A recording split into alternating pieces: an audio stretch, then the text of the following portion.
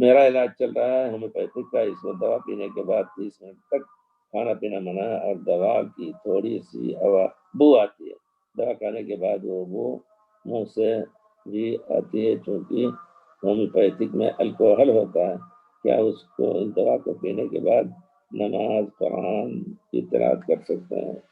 اب بہرحال الکوہل کا ایک مسئلہ ہے، اور بعض علماء نے اس کو اجازت دی ہے۔ میں نے بھی اس میں تتبع کیا، تو میں نے سوال کیا ایک کینیڈا کے ایک پاکستانی حکیم ہومیوپیتھک کے ڈاکٹر، ان سے جب میں نے ذکر کیا تو کہا کہ یہ الکوہل نشے والی الکوہل نہیں ہوتی ہے، صرف ایسی ہوتی ہے جو پانی جو دوا کو خراب نہیں ہونے دیتی۔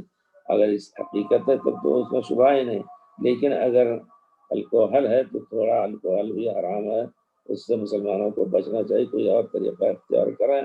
اور اگر مجبوری ہے تو آپ دوا پینے کے بعد بدبو کی شکل میں آپ اس کو کسی طرح ختم کرنے کی کوشش کریں، تھوڑا سا سونف وغیرہ لے لیں، 2-4 دانے ہی، تو ختم ہو جائے گا انشاءاللہ۔